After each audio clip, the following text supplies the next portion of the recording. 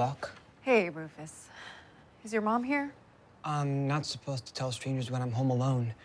But you're a friend, so... My mom isn't here.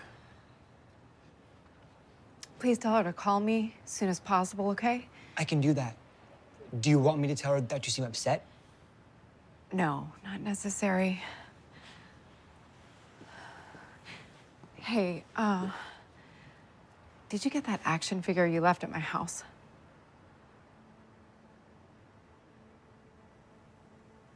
No, ma'am. All my troops are present and accounted for. Got it. Thanks, Rufus. Welcome to Meet the Biz. Okay, today we have an incredible actor, a young and talented actor, singer, advocate. He is one of the stars of Lock and Key. His resume is like popcorn right now. I'm just gonna introduce him. Coby Bird. Coby Bird. Hey everyone. Good to see you, David. It's been so long.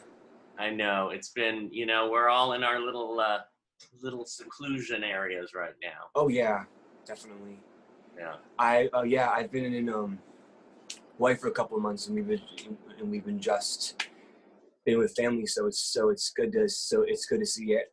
So it's good to see all my friends back in the mainland. Yes. Thank God for Zoom, huh?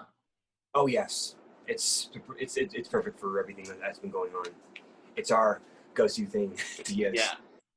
Right. I was said on a couple of shows ago, I was saying, oh yeah, I said Skype, and I said, oops, I'm cheating on Zoom a little.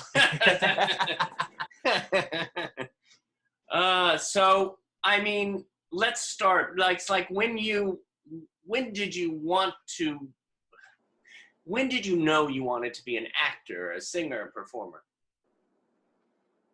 I've always loved movies as a kid. I've always been a movie kid, TV kid, and I've always really wanted to be on the screen because I thought, hey, I want to do that. I've loved movies all my life, and I've always wanted to be in something like Star Wars, and that in that kind of vicinity. But growing up, as I was going on stage and everything, and doing everything there, and actually being in small part movies and everything, I realized, yeah, I want to do this now because it's something that's helping me come out of my shell. So that was that's when I knew that I wanted to act, because it's something that I felt comfortable with. It's something I wanted to do. It's something I wanted to look forward to doing as I grew up. So it definitely when I was around still a kid, I knew, yeah, I definitely 100% want to do this. And you sing too. I mean, you do. Yeah. Oh yeah. I love to sing. I was looking on the internet and I heard you sing, and I said, I love his voice. Yes, you can do it. Yes, you can do it. If you keep on going and you just get to it, you can do it. You can do it if you try. Right here. You can do it. Yes, you can do it.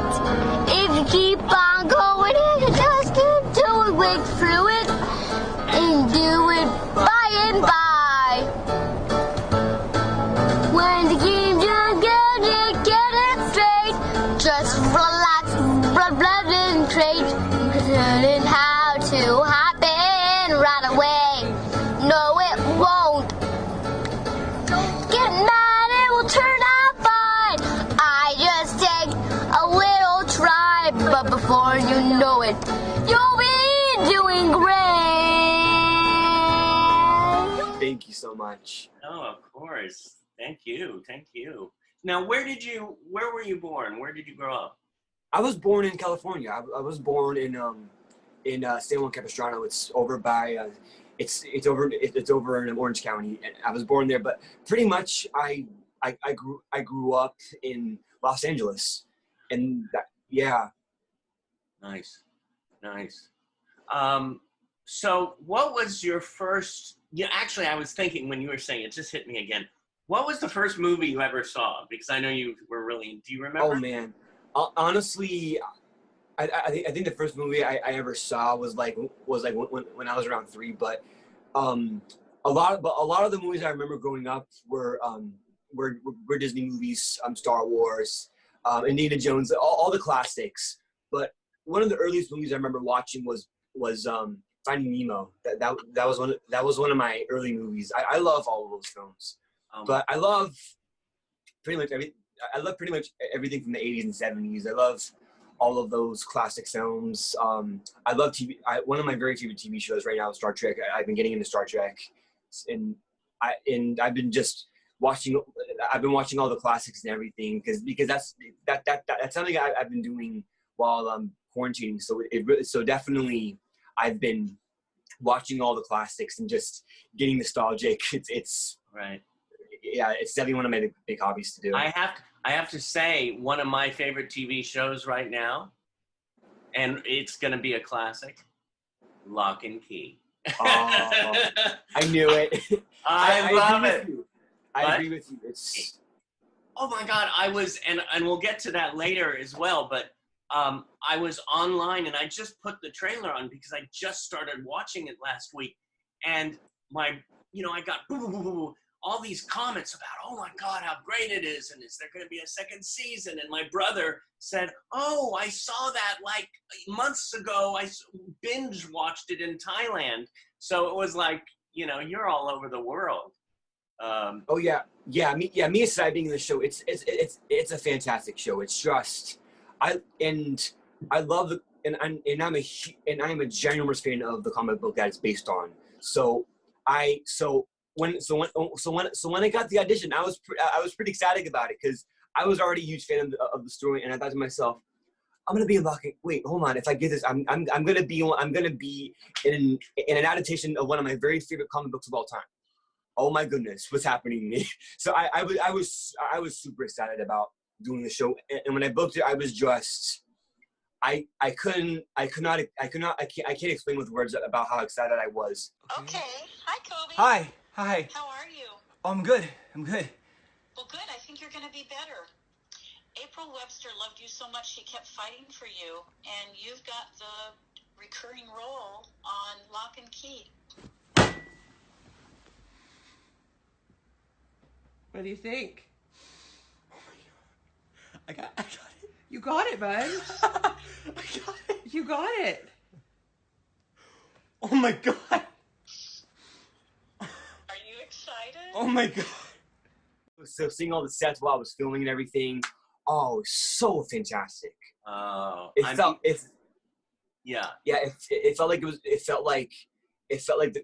a graphic novel coming to life. It was just so amazing to experience. It really was. It's so interesting when you go after your dream, when you say, this is what I want to do with my life, and you just go, that focus of just doing it. And it seems like you're that kind of person. Absolutely. Yeah. Absolutely. Oh, by the way, jumping to my first movie I ever saw was Walt Disney's Peter Pan. Oh, Peter Pan. That's a good one. That's a good one. And I feel like I am in a way. So I love all the old ones. I love all the classic Disney movies. Oh, so good. So tell me about Speechless. How was it? How did it feel to work on that show? You have great shows. That was actually my first professional job. It was the first time I was on a TV show. I actually remember my mom calling me from Costco and saying, like, oh yeah, you're gonna get a trailer. You're gonna do makeup and stuff. So just be prepared. And I was just saying to myself, oh my goodness, I'm gonna be on a TV show. What? I was so happy about it, and I was just so. I never anticipated something so much because I got that 2 days before filming. So the day after we did what's the word we did dress we did my clothes and everything. So doing all that was pretty awesome. But actually working was fantastic. And it was the first time I really got to see everything outside of the scene. Like knowing about the cameras and and the sound booms and everything like that, and learning about what they did like during the scene and standards and everything. So it was the first time I really ever got to. It was my gateway into knowing of what the process of filming was like. So seeing all that come together was pretty fantastic. But it was a great week because I really had fun with everything I did. But just meeting everyone and the cast was just so great to be with. Like they were just some really great people. So and we already watched the show before. So I already knew some of the actors. So the first day I was on there, I was just shaking like so much because I was just so excited. So, and my dad was like, "Oh, are you okay?" No, I'm just cold. But I was just so nervous and just so excited because I was thinking to myself, "What's gonna happen? What am I doing?" So, yeah, Taking the ride. That truly was a great. So that truly was my first great experience into doing filming. So that really was a fantastic thing. Right. You know, I'm listening to what you're saying, and I'm just like going, yeah, he's going to be directing soon, too. You have me this, like, I was watching what was going on. You're going to, like, do you have a craving to direct one day? One of my big things actually is writing. I've been writing this big story. I've been writing this big 8-book long series on my phone for almost a year. And it's been something I've been just working on, like, but it's a big character-based story, but I've been working on it for almost a year. It's something I've been really like focusing on, like writing the characters, the story, mostly the characters, because the characters are a big part of that story. So I've been really just like going deep into those characters and really just writing like writing monologues and getting a feel of the personality.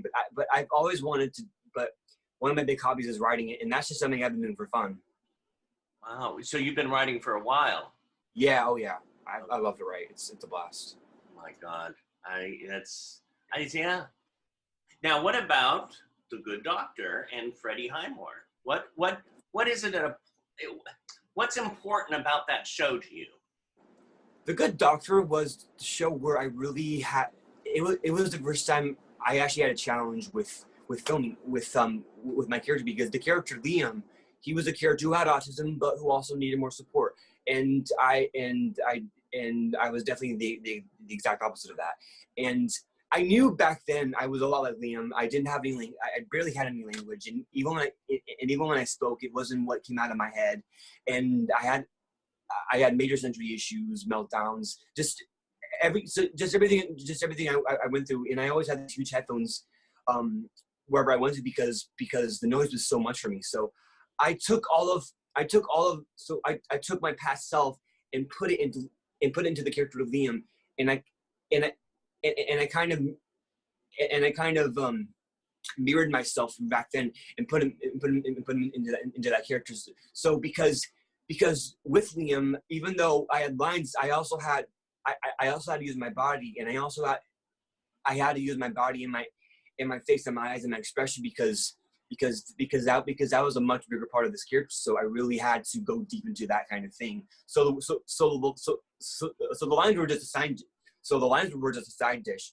It was the main dish was the movement and everything. So I really had to focus on that aspect, and definitely that was where I felt that definitely was one of my most challenging, yet one of my favorite jobs, because it was just so consistent. For the laparoscopy, we need to make 4 small incisions in his stomach. I don't need to do it. I don't need to do it. Liam, you do need to. I don't need to. If you could just hold still for a second, Liam. The bus driver lets me off. I get lost. You're safe now. I get lost. I'm hungry. I can't make food. Can't do bath. Don't need to do it. Can't do food. Can't put on clothes. Can't do bus. I took the bus. I got off at the wrong stop. I got scared, but then I found my way. I did an MRI, and a man got hurt. I made a mistake. I make a lot of mistakes. You tried to walk. You made a mistake. But mistakes are good. You should make more. You're like me.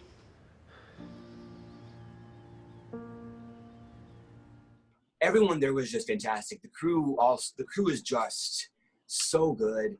They knew I had autism,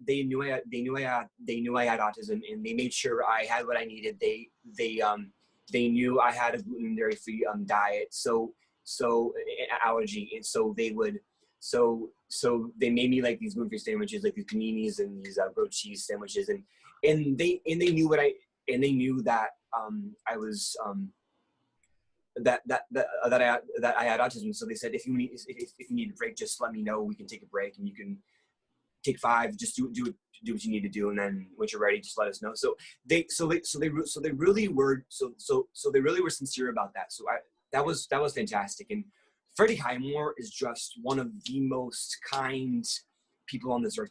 One of the most kindest people on the earth, because he's the kind of person who remembers who talks about something that happened a year ago. That's how much he cares, because he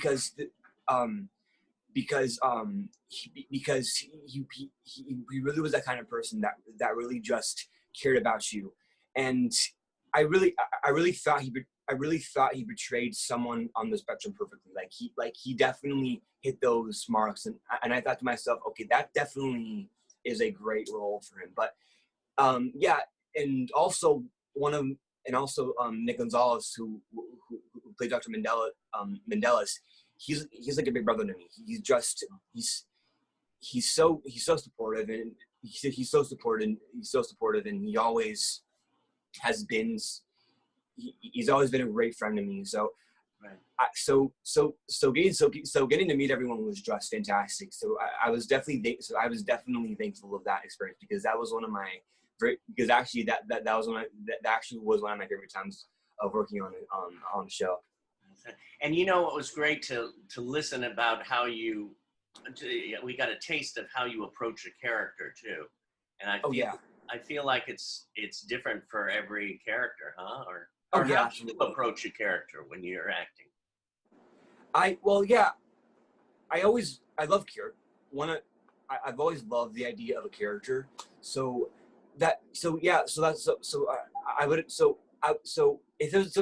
there was a character I would relate to, I would bring all my past stuff, like with Liam. I would bring all the things that were me into that character, but also not make it to where it's too much like me, because I still want the character to be special and original, and I want that to be a really important part of that character. So that's what I would do. So, and then if there was a character who was the exact opposite of me, I would try my best to be that different person, because when I'm acting, I'm not playing myself. I'm playing this character. I'm not Coby Bird playing Coby Bird. I'm Coby Bird playing this so character. So that's what I always went into when I would do a job, or when I was doing a movie or a TV show. So that really was one of the things I would always look into when I was acting. Right. You know, and you're such a true advocate. I see you on the carpet. You interview people as well. So it seems and your advocacy. Would tell us more about why that is what is the biggest fire inside of you? The biggest fire inside of me is just being the voice for people who don't have a voice, for telling people, for showing people that even though they have autism or any other disability, or if they just feel like they've been marginalized their whole life, just to let them know that, hey, you know what, just because you feel this way doesn't mean you can't follow that specific thing you want to follow. So I want to be that voice for people, because I want to be able to bring that part. I want to be able to bring that soul into people, and to bring that fire into people, to show them that, yeah, you can do this. It's no matter what, it's never going to bring you down. And also and also is to show the people who have always seen the negative parts in me that I can prove them wrong and show them, hey, you know, I can do this. It's not hard for me. Yeah. This is wonderful. Well, Yeah. I mean, you have such a powerful voice now, and you're using it so powerfully. Absolutely. Now, Lock and Key. I mean, how is it to work with Darby Stanchfield? Darby Stanchfield is not only one of the most talented actresses I've ever worked with, but she also is just one of the most beautiful human beings on this earth. Like she is the kind of person that she always came to me, not to my mom. She always came to speak to me, and she always brought me into the conversation whenever I felt left out. And she just was someone that she also was someone that just truly cares about the people she knows. And one of the most amazing things she's done was after filming Lock and Key, after we wrapped up the first season, I was pretty sad because obviously it was the end to everything, and I was sad to see everything go. And what she did was she didn't have my mom. She sent me this text message, and it was about transitioning out of your character and putting and moving on, because truly, when you're saying goodbye, you're never truly saying goodbye, because when you're wrapping up, whenever she would wrap up, she would just say see you later, because that meant that we would meet again. But one of the big things was, when you're wrapping out of a show,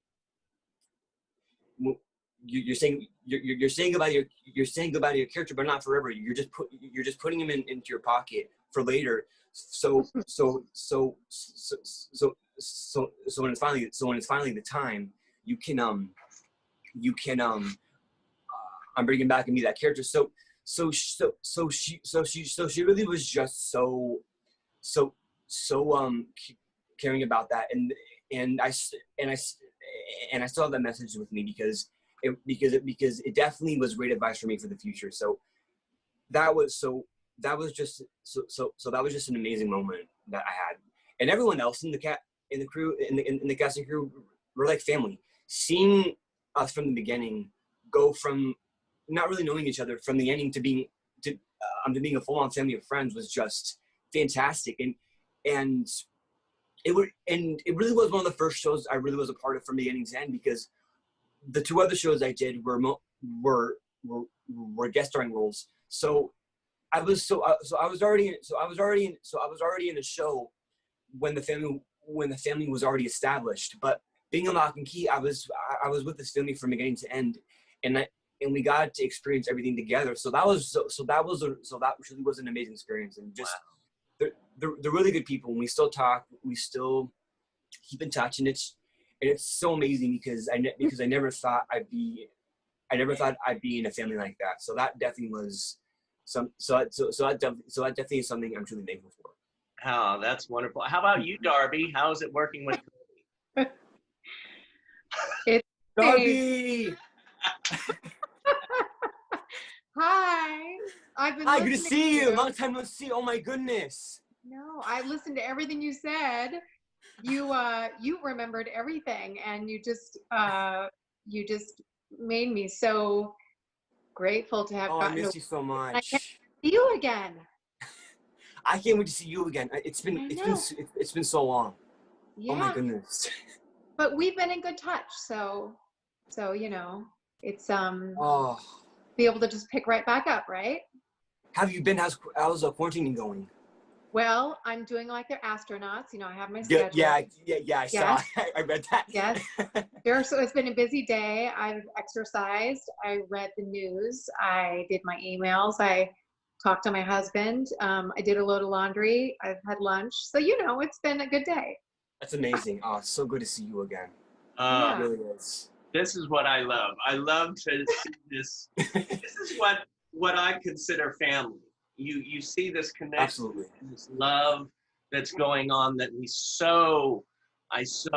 we all need right now at this time in history. Absolutely. And this is what brings me joy. What brings you both joy? Wow. Well, what about you, Coby? Do you want to answer first, or should I? There's a lot of things that bring me joy.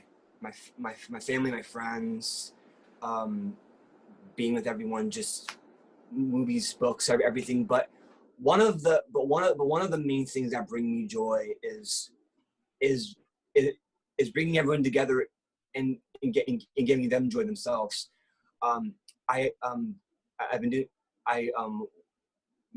My uncle who just recently passed, who was like a grandfather to me. He always was known for bringing people together and filling people with joy. And I want to bring that same joy to everyone, because I want to show them that, like I was saying earlier. Can I say something? Yeah, of course. I'm just going to piggyback on what you said about how you like to bring that joy and bringing everybody together. And this sort of goes along with what you just said, and also answers the question about what I like about working with you is, Coby, I mean, not only were you a fan favorite, are you a fan favorite on the show, but that's a quality that you brought to our show. I think, whether it's in social media or it's just the way that you interact with everybody, you treat everybody the same with importance and respect, and you're kind to everybody. And that is a form of bringing people together. And that really was noticed on set. And I mean, every time I see someone from our show, like on social media, especially, where we're sort of all are, and I see them make a comment to you, I mean, everybody loves you, and they love you for that reason. You're a people person, and you're you just really let your light shine. And I gotta say, you were just like this bright shining light last season in our cast, and will continue to be when you come back. And I can't wait. I can't wait for that. I can't wait so for us to be all that back together. it really makes everybody else happy too. And I've noticed it, even if it was like informally, just in the way that you interact with people, you have that spirit. Absolutely. Thank you so much, Darby. Yeah. That really means a lot to me. I have to say, this show is on fire. I mean, I was telling Coby before that I just put the trailer on my new favorite show. Everybody started writing on the wall, and even my brother said, "I saw it in Thailand." We like all in pretty much one sitting. Oh, it's such a good show. It really is. It really is. The comic books, right? Oh Coby? yeah, the comic books are just they're amazing. They're amazing. You could sit for hours and look at those. It's Meredith Averill and Carlton Cuse, they did a really nice job, didn't they, bringing this adaptation to Netflix. And it's a family show. Like really everybody is. watch it, but it still has all the suspense and intrigue and mystery. And all the money they spent on the special effects, they're big fantasy. Oh yes. And I mean, it's like a film. You go in the theater. It is. Oh, it's so great. Well, Coby, didn't you feel like we were shooting movies? I felt like we shot 10 movies. It really is, yeah. Being on set, even in the house, even on the soundstage, it's just seeing everything was just so fantastic. I loved seeing all the sets and everything. Oh, it was so cool. I loved it. I really did. Yeah. So good. Coby, what was your favorite? It's not my interview, but I have a quick question. I love it. Go. Favorite scene? Did you have a favorite scene that you shot last year? Like a favorite moment? My favorite moment on that set was the ending scene on episode 9 where I stabbed Lucas because that was my first kind of stunt in a way. So and it didn't fully transition in the actual scene on the show, but Yeah. but everything was so dark in that house that it was just so quiet. And then hearing Felix, who played Lucas, was just so fantastic as Lucas. He was so good. But it's just perfect. Did you have a stunt double, or did you do it all yourself? I did, yes, I did. I only did the turning around, but I didn't actually go to the table because I obviously couldn't be able to do that. But yeah, but doubles are good. Yeah, sure. But yes, we all had them. I had one too. Yes. But slowly, like just hearing him talk, I felt genuinely scared of him, and that was I was so scared, and I know just stay as Rufus. Don't go out of character. Stay as Rufus. I was trying so hard not to stay out of character because I was just so genuinely terrified of him because he was just so good at that.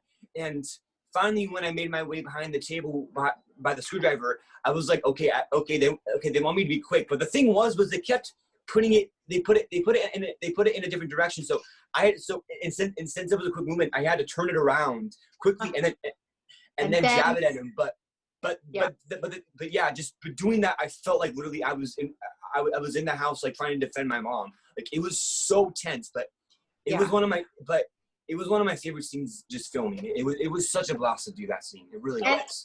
Really, that's like you can add that to your repertoire that you've done like an action sequence now. Absolutely, You know, it was so fun. I mean, Lock and Key has so much action. I was explaining to someone how physically demanding it was, right? Compared to say like The Good Doctor or something where it would be, it might be a little bit more intellectual or a little bit more.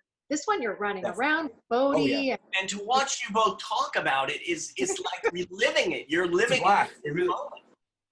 It's a blast. It really is. Yeah, and I loved one of my favorite part. But yeah, moving around and doing those sets were really cool because I really felt like I was doing everything. But yeah, it was the first time I was really outside, outside in a location, just doing everything. It felt so cool just to do all these new things because acting, because in acting, when you're doing more scenes, you're doing all these new things and doing those new things actually they're the fun part of that because you're actually transitioning to that movement. So it truly was fantastic. It really was. Yeah. And Vincenzo, the director, who was teaching me the blocking and everything, he was so good with that, and it was just so amazing to just learn all of those new things because I thought to myself, like, hold on, I'm doing a stunt, and then they told me I have a double, and I thought, okay, good. I just wanted to clarify that, but I was so nervous, but that night we did it, I never had so much fun acting. It was such a blast. It really was. And the best part about that was I had no lines. So like I was saying with the body movement and everything, I really was going for that the most because I barely had it because I didn't have a single line in that. So I had to use my face and everything to show that I was that was the development of Rufus.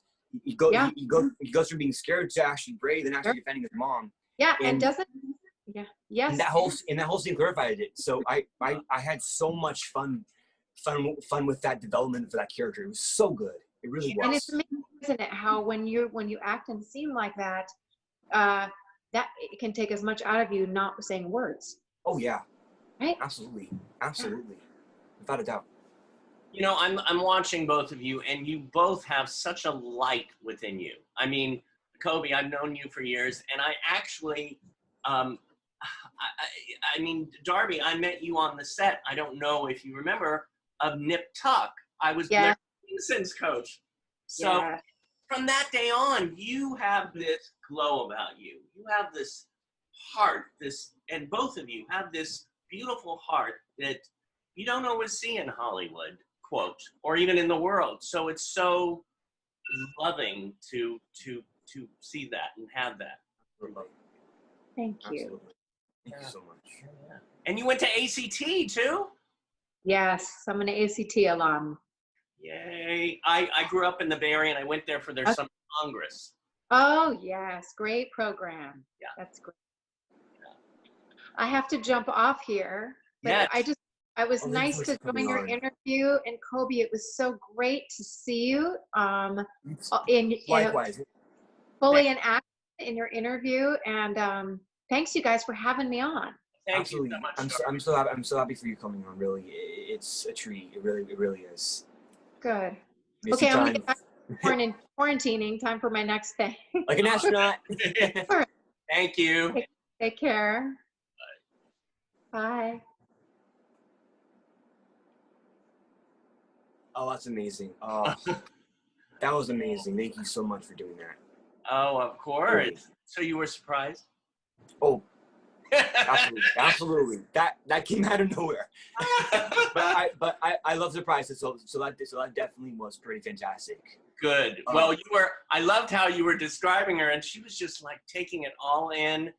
And, again, I've said this once, twice, this interview and other interviews, but you could see the family, you could see the love, and it's so Absolutely. amazing to see this happen. And that's what's going to change the world, right? Absolutely. Bringing that joy into everybody and showing that, that light is what makes people so special. And I want to bring that into everybody so they can finally see what it is. Yeah. Well, you're doing that. You're doing Absolutely. that. One other question. Do you think that Hollywood is opening up to expanding their possibility? It hasn't. It's starting to, but it hasn't fully yet. But with people like Gail, with Gail Williamson, my agent, who's just been working so hard and working so much to get to that point, I really think that it definitely will happen. But also one of the very big things is this is a story I tell a lot, but it's a big moment in my life, and it made me realize that I wanted to be an advocate. And I was doing an audition way back when I was 3 years ago, and it was more of like an interview. It was more of an interviewing audition, but one of the main questions was who is a role model that is just like you, that is in your profession. And I thought to myself, there really isn't anybody. Do you know any professional actors on the spectrum who have dealt with autism their entire life and actually grew up with it and actually have a voice for everyone? There really isn't anyone like that. And I realized that there really aren't any voices like that out there. So I want to be that voice for people who don't have the voice. That I want to be one of those people who say, hey, I have autism. I've dealt with it my entire life. I wanted to act. People told me I couldn't. I said, you know what? I don't care if that happens. I'm still gonna follow. I'm still following my dream. And look at me now. It was definitely a challenge, but I did it, and it was worth the challenge. It definitely was. And I know, and I know that you can do it. It doesn't matter if it doesn't matter if people tell you you can't do it or talk down to you. You can still pursue that dream no matter what people say. And like I was saying, I've known a lot of people growing up who have seen all the negative parts of me, and I want to prove them that, and I want to prove them wrong and show them that hey, I can do this. And you are doing it. You are doing So, it. and I think with voices like I think with voices like me, I think people like me who have that voice. I think definitely I think the more voices we have, definitely I think authentic roles will definitely start happening a lot more, and also not having roles with people who, and not having roles with characters who have disabilities, but actually having roles but actually just having a normal role. Like I could just play a nerdy teen or a main character in a big movie. So it really depends. But I think definitely one of my big goals is to play a character who isn't on the spectrum, because I want to show because I want to show I want to do the best I can with that challenge to play that character, because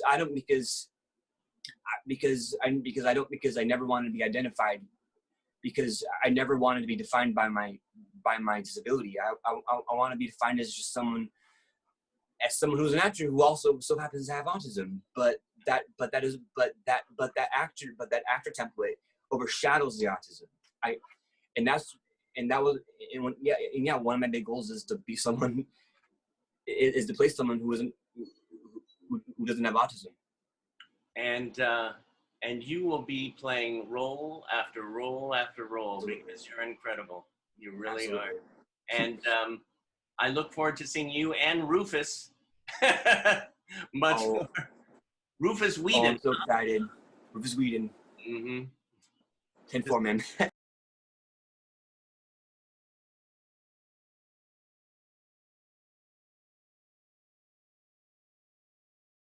man.